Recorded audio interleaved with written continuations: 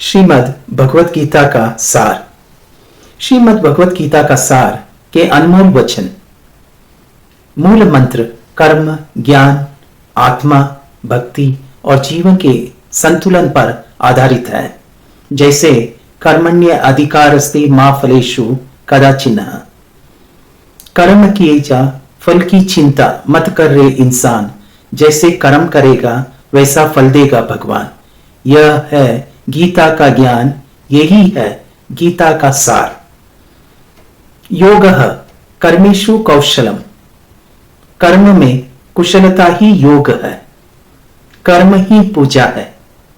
गीता, जिसे अक्सर ईश्वर का गीत कहा जाता है, यह प्रसिद्ध हिंदू धर्म ग्रंथ जिसकी रचना संभवतः दूसरी या पहली शताब्दी ईसा पूर्व में हुई थी, जो महाकाव्य महाभारत का एक हिस्सा है। क्यों व्यर्थ चिंता करते हो पार्थ? किससे व्यर्थ डरते हो? कौन तुम्हें मार सकता है? आत्मा न पैदा होती है न मरती है। जो हुआ वह अच्छा हुआ, जो हो रहा है वह अच्छा हो रहा है, जो होगा वह अच्छा ही होगा। तुम भूत का पश्चाताप न करो, भविष्य की चिंता न करो, वर्तमान को संवारो। तुम्हारा क्या गया जो तुम रोते हो? तुम लाए क्या थे जो तुमने खो दिया? तुमने क्या पैदा किया था जो नाश हो गया? न तुम कुछ लेके आए, जो लिया यहीं से लिया, जो दिया यहीं पर दिया, जो लिया इसी भगवान से लिया, जो दिया इसी को दिया। खाली हाथ आए, खाली हाथ चले गए। जो आज तुम्हारा है कल किसी और का था, परसों किसी और का होगा। तुम इसे अपना समझकर मग्न हो रहे हो। बस यही प्रसन्नता तुम्हारे दुख का कारण है। परिवर्तन संसार का नियम है। जिसे तुम मृत्यु समझते हो वही तो जीवन है। एक क्षण में तुम करोड़ों के स्वामी बन जाते हो, दूसरे ही क्षण तुम दरिद्र हो जाते हो।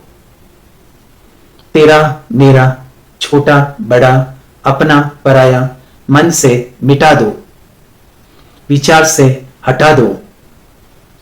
फिर सब तुम्हारा है, तुम सबके हो। न शरीर तुम्हारा है, न तुम इस शरीर के हो।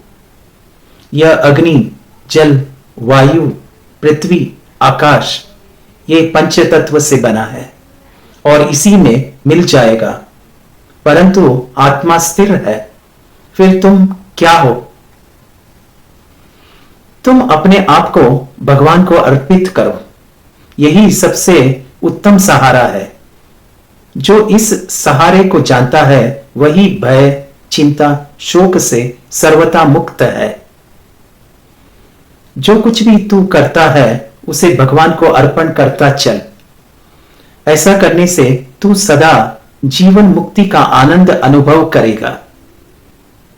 आत्मा अजर, अमर और अविनाशी है। यह शरीर नश्वर है। जिस प्रकार व्यक्ति पुराने वस्त्रों को त्याग कर नए वस्त्र धारण करता है, उसी प्रकार यह आत्मा भी पुराने शरीर को छोड़कर नए शरीर को धारण करती है। आत्मा को न आग जला सकती है और न ही धूप सुखा सकता है।